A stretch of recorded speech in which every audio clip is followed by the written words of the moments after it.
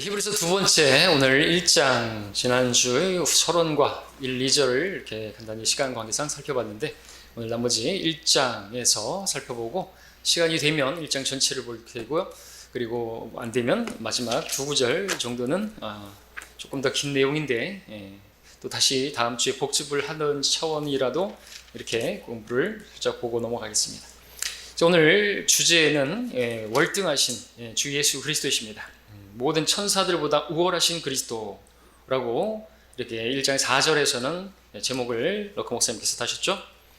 우리 3절을 일단 보겠습니다. 3절에서 어떻게 기록하고 있습니까? 우리 주 예수 그리스도께서 얼마나 위대하신 분이신가, 월등하신 분이신가. 특별히 1장에서는 모든 천사들보다 월등하신 예수 그리스도를 보여주고 있고, 2장에서는 이제 아담보다 월등하신 예수 그리스도, 3장에서는 모세보다 월등하신 예수 그리스도, 이렇게 히브리서 전체가 바로 위대하신, 월등하신 예수 그리스도를 보여주고 있는데, 오늘 1장에서 계속해서 보도록 하겠습니다.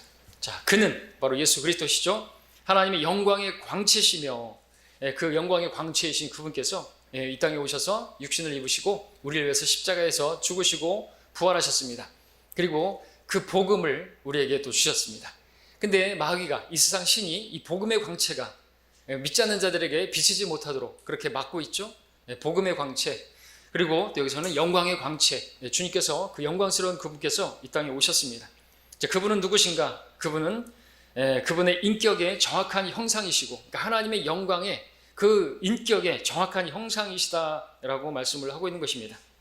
그리고 그 능력의 말씀으로 만물을 붙들고 계시고, 친히 우리의 죄들을 정결케 하시고 높은 곳에 계신 위엄 있는 분의 오른편에 앉으셨으니 라고 말씀하고 있습니다. 참으로 하나하나가 정말 위대하고 중요한 내용들이라 하나하나 살펴보도록 하겠습니다.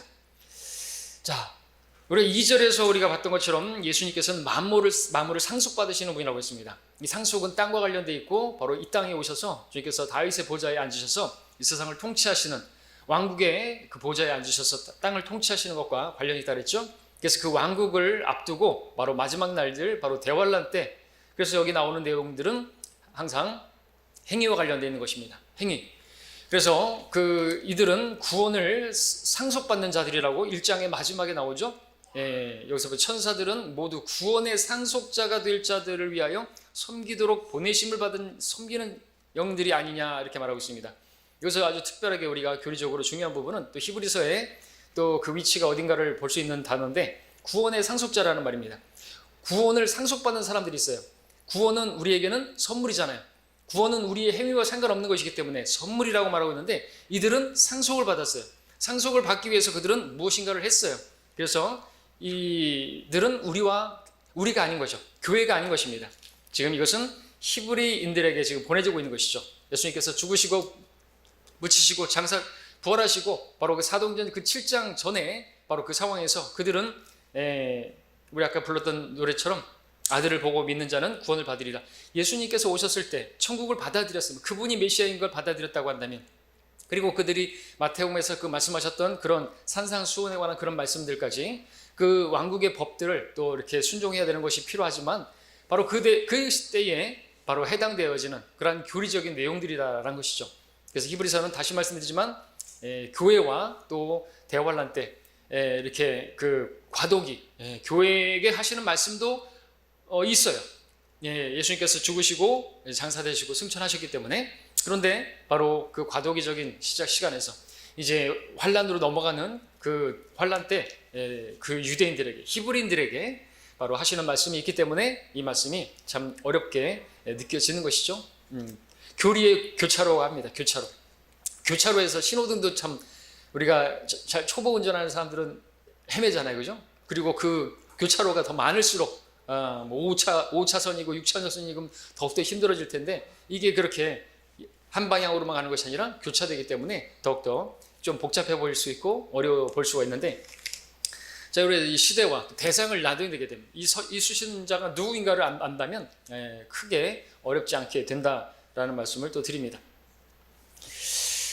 자, 예수님께서는 만물을 상속받으시는 분이시다. 그래서 2절에서 말씀드렸고요. 원래 그거는 주님께서 주인이셨죠. 그분은 주인이십니다. 모든 만물의 주인이십니다.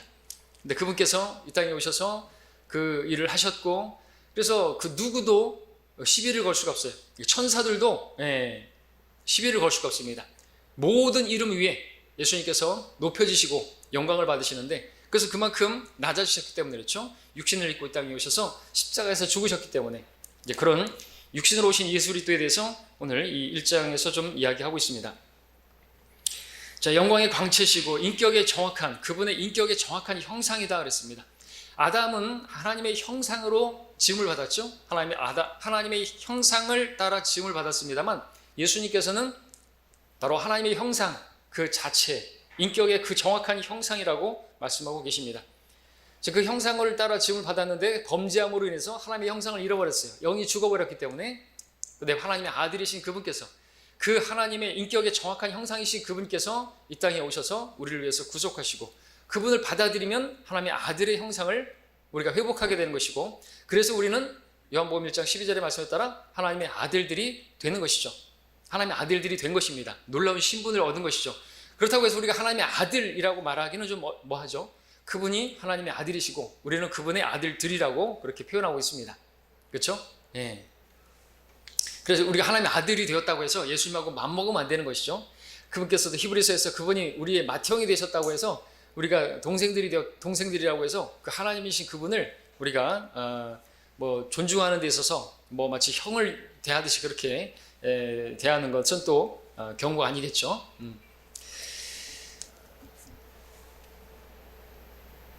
그리고 여기서 보니까 또 3절에서 정확한 형상이시고 그의 능력의 말씀으로 만물을 붙들고 계신다 말씀하고 있습니다. 능력의 말씀. 히브리서 4장 12절에서는 하나님의 말씀은 살아있고 능력이 있어. 말씀이 능력이 있다. 능력의 말씀. 어느 정도의 능력이 있는 것인가 하니까 만물을 붙들고 계신대요. 지금 뭐 태양이 그 자리에 있고 달이 그 자리에 있고 행성들이 돌아다니고 그런 것들은 다 하나님께서 그것들을 붙들고 계신다라는 거죠. 이 붙들고 계신다라는 것은 보존하고 계신다는 것이고, 그래서 우리는 우주 뭐 과학자들이 뭐 행성 추돌 뭐 그런 것들을 얘기할 때 그냥 비웃으면 되세요. 뭐 지구에 부딪힐 확률이 몇 퍼센트 그런 얘기 할 때 그냥 웃으시면 됩니다. 왜냐하면 하나님께서 그것들을 다 운행하고 계시기 때문에 우리는 그런 것으로 뭐 종말이 온다든지, 예전에 무슨 그런 영화 있었잖아요. 아마겟돈 영화라는 거. 아마겟돈이 성경에서 나오는 그 마지막 그 전쟁인데 무슨 행성이 와가지고 부딪히는 것으로 이 지구가 멸망하는, 그걸 막기 위해서 인간들이 노력하는 그런 내용들이었던 것 같은데 그런 거하고 전혀 상관없습니다. 하나님께서 붙들고 계신다는 거죠. 만물을 붙들고 계신다는 것이죠. 요한복음 1장 3절에서 말씀이신 그분께서 이 땅에 육신으로 오셔서 그리고 그분이 바로 만물을 창조하신 분이라고 말하고 있잖아요. 그분에 의하여 만물들이 지음받았다 그랬지 않습니까? 근데 똑같은 히브리서 1장 3절에서는, 요한복음 1장 3절에서는 만물을 그분이 말씀으로 창조하셨다 그랬는데, 여기서는 만물을 그 말씀으로 또한 보존하고 계신다 이거죠.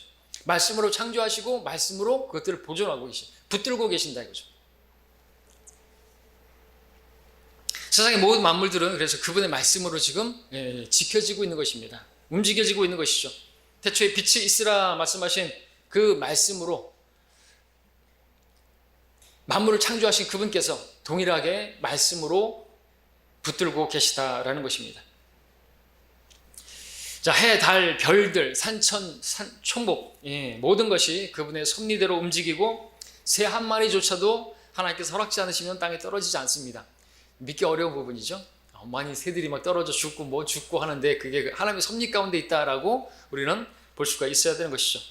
하나님께서 다스리고 있는 섭리 가운데 모든 만물이 거기에 복종하고 있는 것입니다.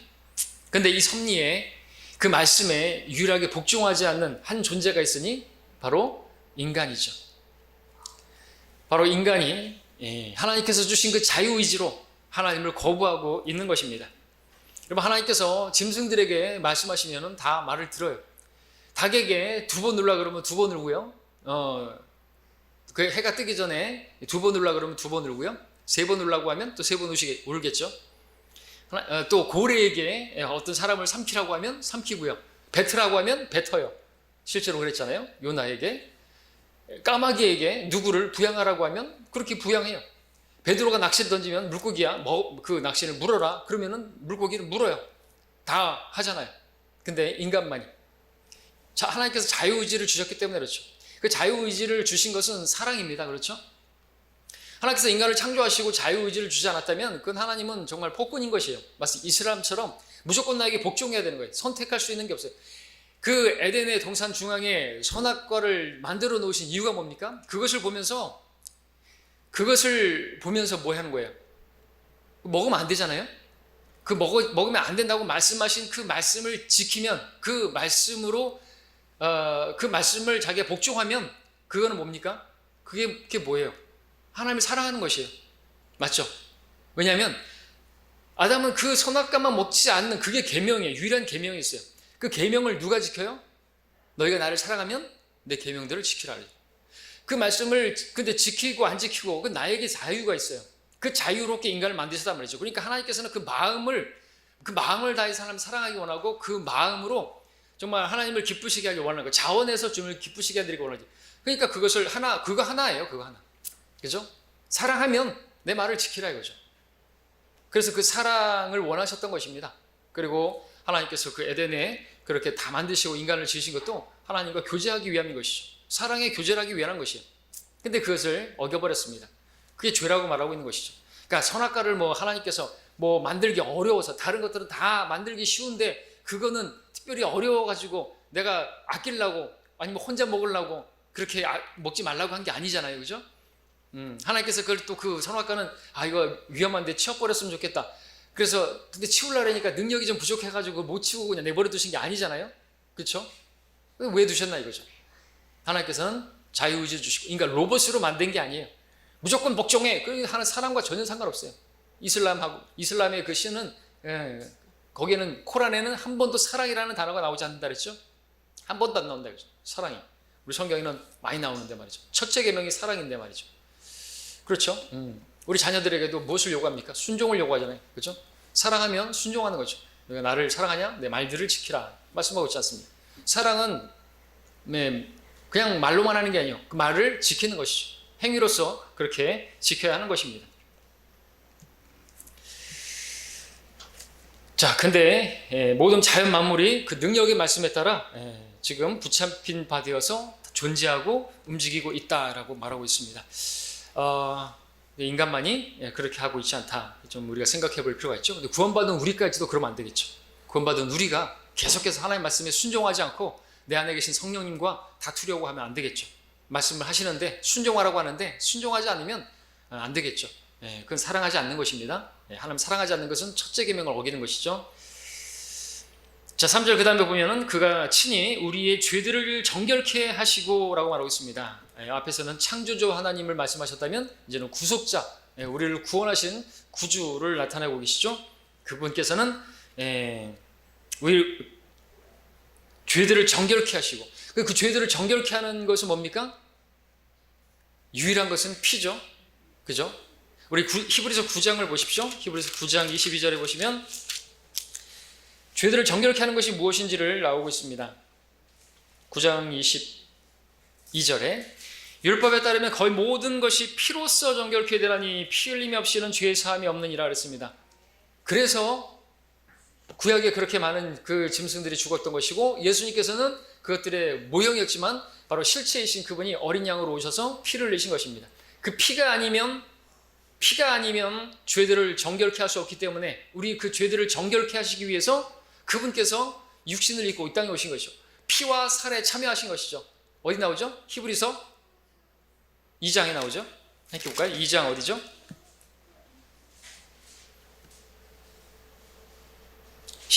14절이죠. 자녀들이 피와 살에 참여하는 자인 것 같이 그 역시 같은 모양으로 동일한 것에 참여하신 것은 바로 피와 살에 참여했다라고 말씀하고 있습니다. 누가요? 예수님께서. 왜요? 우리의 죄들을 정결케 하시기 위해서. 피 흘림 없이는 죄 사함이 없기 때문에 그 피를, 바로 그 피는 물과 피를 흘리시기 위해서 육신을 입으셔야만 했다는 것이죠. 그리고 그분은 우리를 위한 희생양으로, 그러니까 어린 양으로 죽임을 당하셔야만 했던 것입니다. 그리고 또 다음 3절에 높은 곳에 계신 위엄 있는 분의 오른편에 앉으셨으니 라고 말씀하고 있습니다. 자, 주님께서 지금 어떻게 하고 계신 것인가? 그 대제사장으로서의 그 사역을 마치시고 그 희생 제사를 하나님께 드리시고 셋째 하늘에 오르시고 그 대제사장이신 그분은 앉으셨다고 말씀하고 있습니다. 근데 구약의 제사장들은 계속 서서 매일같이 서서 그렇게 일을 했는데 주님께서는 그 일을 하시고 앉으신 것입니다. 히브리서 12장 2절에도 보니까 그 말씀을 하고 있죠. 또 다른 구절에서도 나타나고 있는데 12장 2절에도 보면 그 마지막에 하나님의 보좌 오른편에 앉으셨느니라 말씀을 하고 있습니다. 그렇죠? 주님께서 지금 앉아 계시는 것입니다. 자, 그런데 주님께서 그렇게 승천하시고 앉으셨는데 구속 사역을 이루시고 보좌에 오르시고 하나님 보좌 우리편에 앉으셨는데 그 앉으셨다가 한번 일어나신 적이 있죠. 그것을 우리가 또 중요하게 볼 필요가 있는데 바로 사도행전 우리 함께 7장을 보겠습니다. 그때 한번 일어나셨어요. 왜 일어나신 것인가? 스데반이 마지막으로 유대인들에게 바로 그 예수 그리스도 왕으로 오신 그분을 받아들이라고 선포하는 그때 한번 일어나셨던 것을 보니 히브리서 사도행전 7장 55절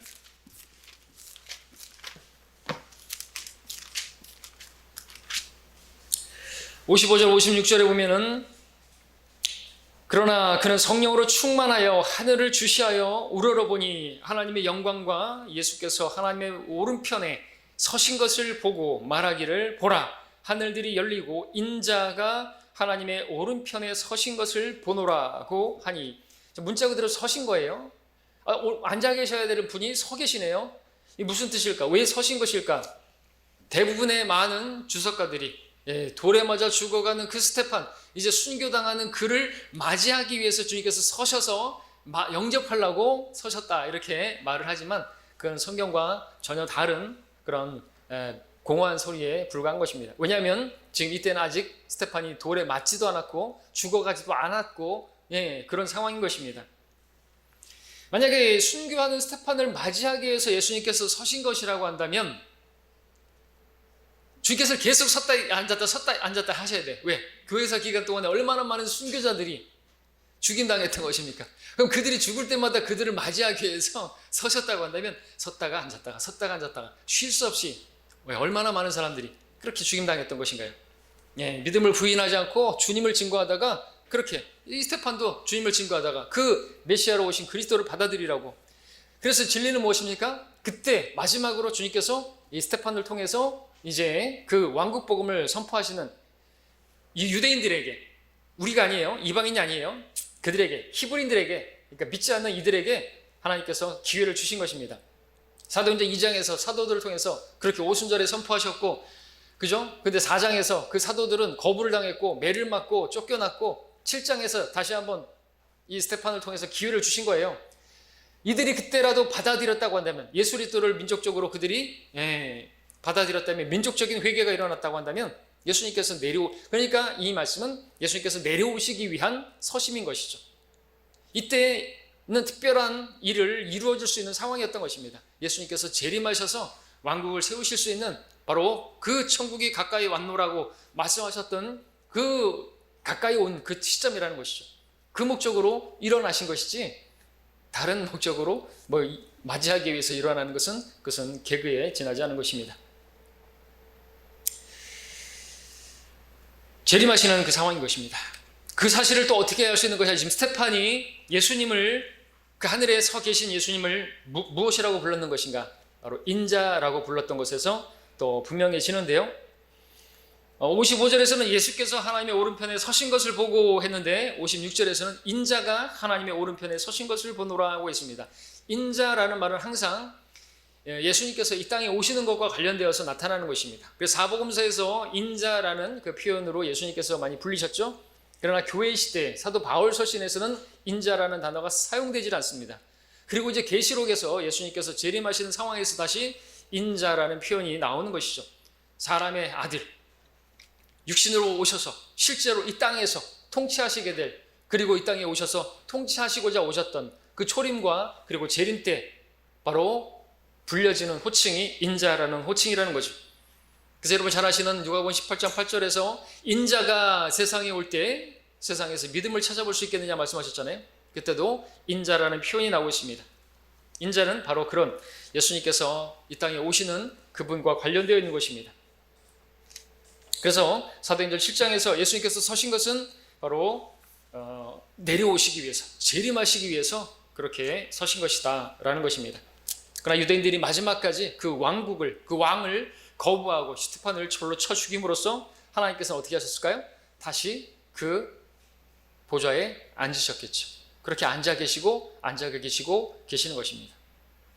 앉아 계시고, 우리 함께 다시 히브리서 보시면 또 이 말씀이 생각나네요. 우리 히브리서 지금 1장을 보고 있는데 13절을 보십시오. 1장 13절에 보니까 그러나 하나님께서 어느 때에 천사들 중 어느 누구에게 내가 내 원수들을 내 발판으로 삼을 때까지 너는 내 오른편에 앉아 있으라고 말씀하신 적이 있느냐 그랬습니다. 주님께서 계속 앉아 계시는 거예요. 언제까지 앉아 계실까요? 내 원수들을 발판으로 삼을 때까지. 이 발판으로 삼는다는 게 뭐예요? 그 원수들을, 주님을 대적한 그 원수들을 하나님께서 발 아래 짓밟는다는 것이죠. 바로 그 아마겟돈 그 심판, 바로 그때까지 주님께서는 앉아 계시고, 그때 일어나셔서 우리가 휴거된 우리들이 주님과 함께 내려오게 되면 주의 군대로 내려와서 다 짓밟아 버리는 것이죠. 그때까지 어떻게 하시고 계세요? 앉아 계시는 것입니다. 그러나 사도행전 7장에서 한번 일어나셨다는 것이죠. 내려오실 수가 있었던 것입니다. 그래서 이 말씀이 보여지고 있습니다. 생각이 납니다. 이렇게 성경이 딱딱 맞아요. 하나하나 단어까지도, 앉아 계시고 서 계시고 하나까지도 위대한 교리를 발견할 수가 있는 것이죠. 그것을 발견하신 분이 럭하우 목사님이시고요. 자, 저는 그 주석을 그냥 여러분들에게 공부해서 알려드리고 전달하는 것 뿐이고요. 자, 계속해서 보시면요. 이제 오른편에 앉으셨느니라 그러면서 이제 모든 천사들보다 우월하신 그리스도, 4절에서 말씀하시기를 그는 이처럼 천사들보다 더 월등하게 되셔서 그들보다 훨씬 뛰어난 이름을 유업으로 받으셨느니라 말씀하고 있습니다. 자, 히브리서의 주제가 더 나은, 더 좋은, 월등한 이러한 표현이라고 말씀드렸죠. 그 내용이 4절부터 이제 나오고 있습니다. 예수님은 모든 천사들보다 월등하신 분이십니다. 그분의 이름 또한 천사들보다 만물 위에 뛰어나신 분이십니다. 모든 천사들은요, 예수님과 같은 그런 일은 하신 적이 없고, 그분과 같은 인격의 정확한 형상도 아니시고, 그분이 육신으로 오신 적이 없기 때문에 그 뒤에 내용들이 또 그렇습니다. 그분께서 육신으로 탄생하신 아들로 낳은 바 되신, 천사들 중에서 누구도 그렇게 낳은 바 되어서 또 육신으로 오셔서 이와 같은 일을 하신 적이 없습니다. 그래서 빌립보서 2장에서는 말씀하셨죠. 이로 인하여 하나님께서 그를 지극히 높이시고 모든 이름 위에 한 이름을 그에게 주사 하늘에 있는 것이나 땅에 있는 것이나 땅 아래에 있는 것이나 모든 무릎을 예수의 이름에 꿇게 하시고, 아들에게 꿇게 하신 것이, 모든 하늘에 있는 천사들조차도 다 그분 앞에 무릎 꿇게 만드시고, 다 영적 존재들 앞에서도 다 그렇게 주님께서는 경배를 받으시는 분으로, 그렇게 낮아지신 분이, 그죠? 하나님과 동등하신 그분께서 빌립보서에서 말씀하는 것처럼 십자가의 죽음에까지 낮아지신 그분을 가장 높이신 것은 당연한 것이죠. 마찬가지로 저와 여러분들이 이 땅에서 십자가의 죽음에까지 여러분들이 낮아지게 된다면 이 땅에서도 주님께서 여러분을 통해서 하시고자 하시는 일들을 하실 것이고, 또 여러분들을 관으로 씌우시고 영광을 주실 것이다 라는 거죠. 통치를 주실 것이다 말씀하고 있는 거죠. 주님과 동일하게 그렇게 십자가를 지고 주님을 따랐을 때 왕국에서 주님과 함께 멸관을 쓰고 왕노릇을 하는 것은 당연한 것입니다. 자, 5절에 이제 보면은 하나님께서 어느 때 천사들 중에 어느 누구에게 너는 내 아들이라 오늘 내가 너를 낳았노라 말씀하신 적이 있냐라고 말씀하고 있습니다. 자, 이 구절은 이제 시편 2편 7절에서 나오는 그 구절을 인용하고 있는 것인데요. 천사들은 아무도 낳음 받은 적이 없습니다. 태어난 적이 없습니다. 그들은 영이죠. 천사들은 섬기는 영들이라고 했습니다. 영적 존재예요. 그들은 육신을 입어본 적이 없습니다. 우리 주님께서 하신 것 같은 그런 놀라운 위대한 일을 하신 적이 없습니다. 자, 그리고 이 시편 2편의 내용은 그 문맥이 하나님께서 태어나신 예수 그리스도, 육신으로 오신 그분께서 세상을 통치하실 그 내용의 말씀입니다. 자, 근데 여기서 문제는 하나님께서 그럼 언제 그렇게 아들을 낳았느냐 이거죠. 그 낳은 시기를 놓고 많은 학자들이, 교사들이, 목사들이 주장을 하고 여러 가지 말들을 내놓는데, 대표적으로 이제 여호와의 증인 같은 경우에는 이 구절을 갖다가 영원 전에, 영원 중에 하나님께서 그 아들을 낳았다라고 말을 합니다. 자, 이것은 사실이 아니고요. 이렇게 말을 하는 이유는 여호와의 증인들은 바로 예수님께서 피조된 신이다 라는 것을 이야기하기 위해서 그렇게 말을 하는 것입니다. 그러나 진리는 무엇입니까? 지금 이 본문 말씀은 하나님께서 그 아들을 낳은 때는 바로 동정녀 탄생, 바로 예수 그리스도께서 육신으로 오신 그때를 제외하고는 없는 것입니다. 오늘 내가 너를 낳았노라. 그 오늘이라고 하는 것은 바로 예수께서 초림하셨을 때를 말하는 것이죠. 그래서 그 다음 구절에도 봅니까? 1장 그 6절에도 봅니까? 예. 또다시 그분께서 첫째로 나신 분을 세상으로 데려오실 때 말씀하시기를 하나님의 모든 천사들은 그에게 경배를 하라고 하셨으며 라고 말하고 있습니다. 세상으로 데려오실 때, 세상에 태어나실 때 그 부분, 이 부분도 그래서 예수님의 그 초림 당시를 설명하고 있는 것이죠. 그러니까 다른 사람들이 뭐라 하든지 간에 그것은 무시해도 되겠습니다. 그렇게 말하는 것은 예수님의 신성을 깎아내리기 위해서 그렇게 말하는 그 대표적인 경우가 여호와의 증인들인 것이고요. 그래서 성경의 곳곳에 보면 예수님의 신성을 격화시키는, 낮추는 그런 표현들이 많이 나오는 것입니다. 뒤에서 계속해서 보겠지만 그러니 아주 우리가 생각지도 못한 부분들에 있어서 그렇게 이야기를 하는 원인이 거기 있는 거죠. 영원 전에 언젠가 태어나셨다. 그것도 마찬가지입니다. 자, 근데 여기서 중요한 것은 그분께서 초림하실 때를 말하는 것이고 그분께서 그런 일을 하셨기 때문에 위대하시고 월등하신 분이시다 라는 것이고, 또 그리고 그분이 하나님께서 그를 낳으셨다고 했을 때 그분이 아들로 불리는데 그 아들을 낳으셨다고 해서 그 예수님께서 하나님보다 뭐 이렇게 낮은 그런 분은 아닌 것이죠. 절대로 그렇지 않습니다. 하나님은 삼위일체 하나님이시고 하나님께서 이 땅에 오셔서, 예수님께서 이 땅에 오셔서 사역을 하시는 데 있어서는 하나님은 삼위의 하나님으로 어떤 그 질서를 가지시고 그 사역에 있어서 하시는 일이 달랐던 뿐이지 하나님은 그냥 하나님이세요. 우리가 이거는 머리로 이해가 안 되는 것이에요. 근데 그것을 또 우리가 볼 수 있는 게 뭐냐면 그 1장 지금 보시면요, 그 밑에 좀 내려와 보시면 이걸 어떻게 우리가 이해할 수 있습니까? 어디냐면 쭉 내려와서 8절에 보면요, 그러나 아들에게 말씀하시기를, 아들 고딕체죠, 예수님이죠. 아들에게 누가 말씀하시냐니까 하나님 아버지께서 말씀하시는 것인데요, 아들에게 말씀하시기를 오 하나님이여 주의 보좌는 영원 무궁하며 주의 왕국의 홀은 의의 홀이니이다.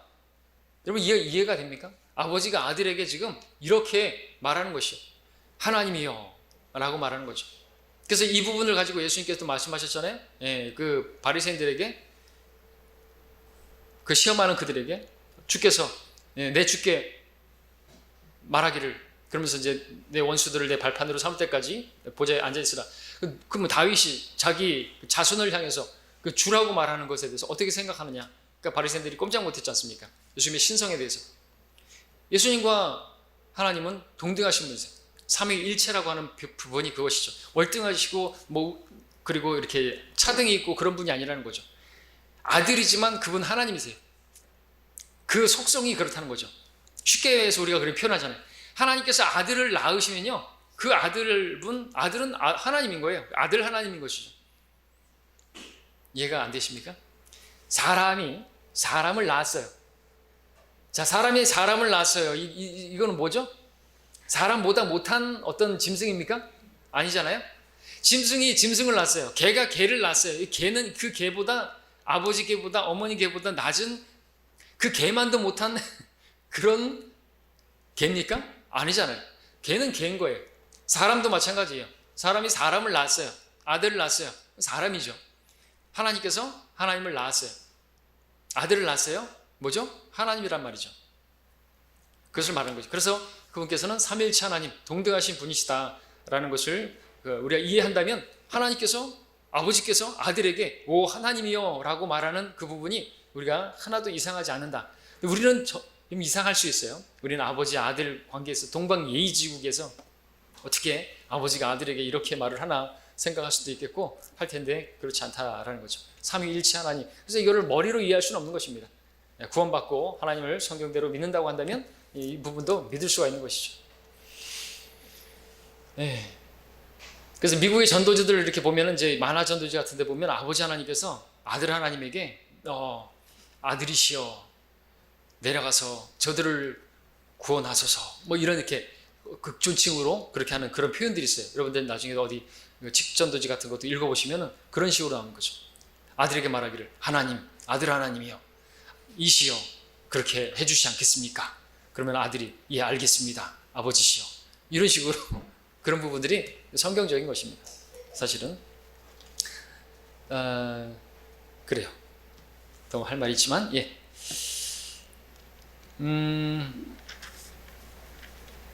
5절에 그래서 이 부분 갖고 이제 이게 오늘 내가 너를 낳았노라 이 부분은 예수님의 동정녀 탄생이다. 예수님의 초림을 말씀하는 것이다. 그렇습니다. 예수님께서 하나님과 한 분 동등하신 분이시지만 성부 하나님께서 영원전에 계신 것처럼 또 성자 하나님도 영원전부터 계셨고 예수님께서 탄생하셨다고 한다면 그 육체로 이렇게 태어나신 것이고 낳음받으신 것이고 그래서 다른 어디에도 적용할 수가 없습니다. 영원전 그런 거 아닌 것이죠. 예수님께서 하나님이시지만 인간 같은 몸을 입고 세상에 오셨을 때 그분은 성령으로 태어나셨습니다. 성령으로 잉태되셨습니다. 뒤에서는 성령의 기름을 부음 받았다 이렇게 말하고 있는데요. 그래서 5절은 초림을 말하는 것이고요. 5절에 또 이어서 또다시 나는 그에게 아버지가 되고 그는 나에게 아들이 되리라고 하신 적이 있느냐 그랬습니다. 자, 이 구절 또 이제 사무엘하 7장 14절에서 인용한 말씀인데 사무엘하 7장의 말씀은 다윗의 언약에 관한 말씀으로 그것이 이제 그 다윗에게 성취된 것이라기보다는 솔로몬에게서 부분적으로 성취가 되었고 실질적으로 이제 예수 그리스도께 성취가 되는데 바로 그분께서 보좌에 앉으셔서 영원 무궁토록 통치하게 된다라는 것이죠. 그 아들이 통치하는 것입니다. 그래서 모든 천사들보다도 월등하신 분이시고 위대하신 분이시다라는 거죠. 그래서 6절에 이제 넘어가서 보시면 또다시 그분께서 첫째로 나신 분을 세상으로 데려오실 때에 말씀하시기를 하나님의 모든 천사들은 그에게 경배하라 하셨으며 역시나 바로 육신으로 탄생하실 것에 대한 그러한 말씀인 것이지 어떤 주석가들이 말하는 것처럼 이거는 또 부활이다 뭐 이렇게 이야기하는데 그게 아닙니다. 자 8절에 그러나 아들에게 말씀하시기를 오 하나님이여 주의 보좌는 영원 무궁하며 주의 왕국의 호는 의의 호리니이다. 예수께서는 통치에 있어서도 천사들에 비할 수 없는 월등하신 분입니다. 7절에서는 그 천사들을 사역자로 이렇게 말씀하고 있는 것이 나오죠. 그 천사들에 관해서는 말씀하시기를 그는 자기 천사들을 영들로 자기의 사역자들을 불꽃으로 삼으셨느니라 말씀하고 있습니다. 자, 여기서 또 우리가 또 흥미롭게 넘어갈 부분은 여기서 천사들에 관하여 말씀하시기를 이라고 했죠. 천사들에 관하여 말씀하시기를 관해서는 말씀하시기를 그리고 8절에서는 아들에게 말씀하시기를 이라고 하면서 오 하나님이여 라고 말했습니다. 근데 이제 변개된 성경들에서는 어떻게 말하고 있냐니까 똑같이 아들에 관하여 말씀하시기를 아들에 관해서는 말씀하시기를 이런 식으로 말을 하면서 하나님께서 직접적으로 그분을 말씀하시는 부분을 또 이렇게 약화시켜 놨습니다. 그래서 말씀드렸던 것처럼 생각지도 못한 부분에 있어서 우리가 그냥 쉽게 넘어갈 수 있는 그 부분들까지도 그렇게 변개된 성경들에서는 예수님의 신성을 약화시키려고 아주 애를 쓰고 있는 것을 보게 되는 것이죠. 그러나 하나님께서 아들에게 말씀을 하신 것이지 아들에 관해서 어떤 말을 하는 것이 아닌 것이고 실제로 그분께서는 하나님이시다라는 것을 보여주고 있고 그 아들이 하나님이시다라는 것을 또 강력하게 증거하는 구절이 디모데전서 3장 16절이죠. 뭐라고 되어 있습니까? 하나님께서 육신으로 나타나셨고 라고 되어 있습니다. 그 육신으로 나타나신 그분이 누구라고요?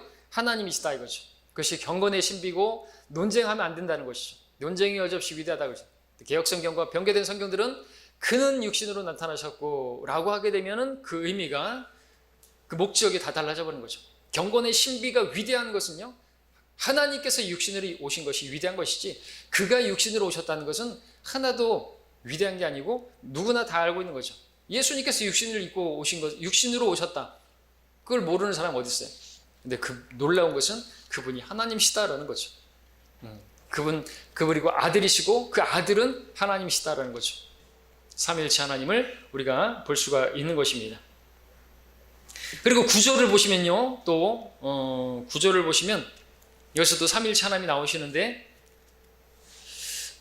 주께서는 의를 사랑하고 죄악을 미워하셨나이다. 이로 인하여 하나님 곧 주의 하나님께서 주께 기쁨의 기름을 부어 주의 동료들보다 우위에 두셨나이다 라고 하셨느니라 그랬습니다. 그래서 삼위일체 하나님이 또 나오는데요, 찾으셨습니까? 눈치채셨습니까? 여기 이로 인하여 하나님, 그렇죠? 곧 주의 하나님께서, 아버지 하나님, 성부 하나님이시죠? 주께, 아들 하나님입니다. 성자 하나님, 기쁨의 기름은 바로 성령 하나님이시죠. 성경에서 성령님은 뭐 바람으로도 비유되고 하지만 바로 기름으로도 비유되죠. 성령의 기름, 기쁨의 기름 부음 받은 그리스도, 그죠? 그렇게 말을 합니다. 그래서 여기서 삼위일체가 또 나오는 것입니다. 성령님이 기름으로 유형화된 것은 구약에서 아론과 그의 아들들에게 기름 붓는 장면에서 확인할 수가 있습니다. 시편의 133편 2절에서도 그렇게 말하고 있죠. 여기 또 주의 동료들이라는 말이 나오는데, 기름 부음 받은 자들로서 주님과 비교될 만한 사람들을 말하는데, 바로 기름 부음을 받은 아론이나 그의 아들들, 제사장들을 말하고죠. 근데 예수님께서는 주의 동료들보다 우위에 계시다라는 말은 예수님께서 받으신 그 기름 부음은 성령의 기름 부음이고, 그 기름 부음은 다른 모든 제사장들보다 차원이 다른 그런 기름 부음이고, 바로 그 기름 부음은 뭐냐니까 성령으로 잉태되셨다라는 부음이죠. 예, 남자를 알지 못한 바로 성령으로 잉태된 동정녀 탄생을 말씀하시기 때문에, 그런 어떤 제사장들보다 또 모든 천사들보다 월등하신 분이고, 모든 제사장들, 인간 제사장들보다 월등하신 분으로서의 예수 그리스도. 그래서 지금 히브리서는 계속해서 월등하신 예수 그리스도를 보여주고 있다라는 것입니다. 자, 10절에서 이제 또 주께서 태초에 땅에 기초를 놓으셨고 하늘들도 주의 손으로 만드신 작품이니이다 그랬습니다. 바로 우리 주님께서, 바로 아들께서 태초에 땅에 기초를 놓으셨고, 삼위일체 하나님께서 창세기 1장에서 함께 사역하셨잖아요. 그래서 그분이 말씀이신 그분께서 만물을 창조하신 요한복음 1장에서 말씀하고 있죠. 태초에 말씀이 계셨고 그 말씀이 하나님과 함께 계셨고 그 말씀에 의해서 세상의 모든 것들이 지음바 되었다고 했을 때 그 말씀이 누구예요? 바로 예수님이시잖아요. 예수님이 하나님이시잖아요. 예수님은 창조주이시죠. 그분께서 지금 태초라고 하는 것이 창세기 1장 1절에 그것을 뒷받침하고 있고, 또 만물의 기초, 땅에 기초를 놓으셨다 그랬는데, 이것은 또 욥기 38장에서도 나오고 있죠. 땅에 기초를 놓으실 때 욥에게 어디 있었느냐 말하시고 있죠. 자, 그리고 또 여기서 우리가 알 수 있는 것은, 또 봐야 될 것은, 주목할 부분은 하늘들이라는 표현이죠. 하늘들도 주의 손으로 만드신 것이 작품이다. 어디서는 뭐 9개의 하늘을 말하기도 하고, 그러니까 9천을 말하기도 하고, 7개의 하늘을 말하기도 하고 막 그러는데, 어디서 보긴 받는 것 같아요. 그러나 성경은 하나님께서 지금 하늘들이라고 말하는데 셋으로 구분되어 있죠. 첫째 하늘, 둘째 하늘, 셋째 하늘. 첫째 하늘은 우리가 보는 하늘, 스카이, 새가 날아다니고 비행기가 날아지고 구름이 떠있는 하늘. 둘째 하늘은요, 우주. 사람들이 거기 가지 못해서 아주 안달이 났죠. 막대한 돈을 지불하고 우주를 가려고 하죠. 스페이스, 우주, 둘째 하늘. 그리고 그 둘째 하늘 너머에 셋째 하늘, 거기에 하나님의 보좌가 계시죠. 하나님이 계시고 바로 거기가 하늘나라라고, 바로 사도 바울이 그 셋째 하늘, 낙원이라고 부르는 그곳으로 갔습니다. 그래서 성경은 이렇게 셋째 하늘, 그래서 하늘들이라고 표현하고 있는데, 개역 성경에는 단수로 되어 있어요. 하늘이라고 되어 있습니다. 변개된 성경은 그렇게 말하고 있습니다. 그래서 맞지 않습니다. 자, 11절에 보니까 그것들은 멸망할 터이나 주께서는 영존하시오니 그것들은 모두 겉옷처럼 낡아지리이다 말씀합니다. 이 세상은요, 낡아져가고 있습니다. 사도 바울이 말했던 것처럼 이 세상의 형체가 사라져가고 있다고 말하고 있습니다. 끝나버릴 것이에요. 베드로후서 3장에서 말하는 것처럼 다 불타 없어져 버릴 것입니다. 다 불태워서 없어질 거예요. 여러분이 눈에 보이는 모든 것들은 다 불타 없어져 버릴 것입니다. 진화론자들은 근데 뭐라고 말합니까? 점진적으로 점점점 진화에 발전해 갈 거라고 말합니다. 결국에는 이 세상에 유토피아가 올 것이라고 말합니다. 로마 카톨릭은 그렇게 말합니다. 그리스도 없이 이 땅에 왕국이 세워질 거라고 말합니다. 반대입니다. 성경은 발전하는 것이 아니라 퇴화하고 멸망할 것이다 이 우주는요 옷처럼 낡아질 것이다 이거죠. 그래서 여러분 하늘들 이것들이 다 낡아지는 것이 다 없어져 버리는 것입니다. 그래서 눈에 보이는 거 다 없어집니다. 뭐만 남아요? 우리 말씀이신 그분만 남을 거죠. 주께서는 영존하시오니. 성경은 여러 곳에서 이것을 증거하고 있습니다. 하늘과 땅이 다 없어져요. 그래서 하늘과 땅은 없어져도 내 말들은 결코 없어지지 않는다 그랬죠. 말씀이신 그분은 없어지지 않는다는 말이기도 하고, 분명한 것은 하늘과 땅은 없어질 것이다. 그러나 내 말들은 없어지지 않을 것이다 말한 거죠. 그죠? 하늘과 땅이 없어지기 전에는 내 말에 율법 1.1핵도 없어지지 않는다 그랬죠. 하나님의 말씀이 요만큼도 없어지지 않는데 하늘과 땅이 없어지기 전에는 이런. 그러니까 주께서는 없어지지 않는다 이죠. 말씀은 없어지지 않는다는 것이죠. 그리고 12절에 보니까 주께서는 그것들을 옷처럼 말아버리시리라고 말하고 있습니다. 11절에서는 우주가 낡아진다고 말했고 12절에서는 옷처럼 말아버리신다고 말했습니다. 하나님께서 우주를 옷으로 비유하고 있어요. 그래서 우주가 소멸된 다음에 새 옷으로 갈아입을 것이다라는 것을 보여주고 있죠. 새 하늘과 새 땅을 바로 새 옷으로 그렇게 표현하는 것이 되겠죠. 그래서 베드로서 3장에서는 우리가 그 약속대로 우리가 의가 구하는 새 하늘과 새 땅을 기다린다고 했습니다. 우주는 하나님의 옷인 것이죠. 그것이 이제 다 낡아졌기 때문에 벗어버리고 그걸 태워버리는 것이에요. 그렇죠? 그리고 새로운 옷을 입혀주시는 거죠. 성경에 보니까 이 우주가 하나님의 옷이라고 했습니다. 하나님께서 옷을 벗은 적이 있습니다. 딱 2번 있죠? 예수께서 소림하셨을 때 바로 옷이 벗겨짐을 당했습니다. 그 벗겨짐은 수치스러운 벗겨짐이었습니다. 죄인들에 의해서 벗겨짐을 당했습니다. 그렇죠? 근데 예수님께서 다시 그 옷을 하나님이신 그분이 다시 옷을 벗으시고 그 옷을 태워버리시는데 바로 재림때라는 거죠. 재림때라기보다 그 재림 왕국 있고 이후에 다 태워버리시는데 그때는 이제 위험 있게 통치하시는 영원으로 들어가는 그때 벗겨지게 되실 것입니다. 예수님께서 벗겨지심으로써 수치를 당하셨는데 그것은 우리가 당해야 할 수치였던 것이죠. 근데 그렇게 우리가 받아들였을 때 우리는 수치를 면하게 됐습니다. 우리는 수치를 당하지 않는 거예요. 주의 이름을 부르는 자는 수치를 당하지 않는다 그랬습니다. 그러나 예수님을 부르지 않는 사람들은 수치를 당하게 될 것이죠. 언제요?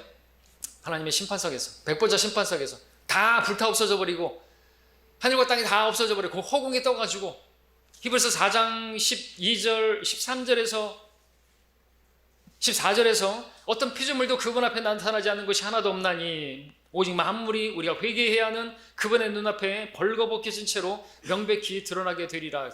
예수님의 벗겨짐으로써 우리는 수치를 면했지만 그것을 받아들이지 않은 사람들은 그들이 벌거벗겨져서 그 백보자 심판석 앞에 그리고 하늘과 땅이 다 없어지고 하나님께서 옷을 버리신 다음에 그 심판을 행하시는 것입니다. 다 벗겨지는 것이. 그리고 그 새 옷을 입으시기 전에 그 벗겨진 그 죄인들을 심판하시는 것입니다. 우리는 그 자리에 서지 않을 것이죠. 왜? 우리는 예수님의 벗겨주심이 우리가 당해야 할 그 수치를 대신하기 위함이었기 때문이다 라고 믿었기 때문에 우리는 그날에 벗겨짐을 당하지 않고 벌거벗겨진 것처럼 그분 앞에 서지 않을 것입니다. 그래서 우리는 이런 주님을 더 알아가야 되겠죠. 우리를 위해서 얼마나 대단한 일을 하신, 얼마나 위대하신 분이신가. 구원받을 때는 잘 몰랐을지 몰라도 알면 알수록 우리 하나님은 정말 위대하신 분이고 우리 주 예수 그리스도는 정말 사랑스러운 분이시다라는 것을 알게 됩니다. 여기까지 공부하고요. 다음에 2장을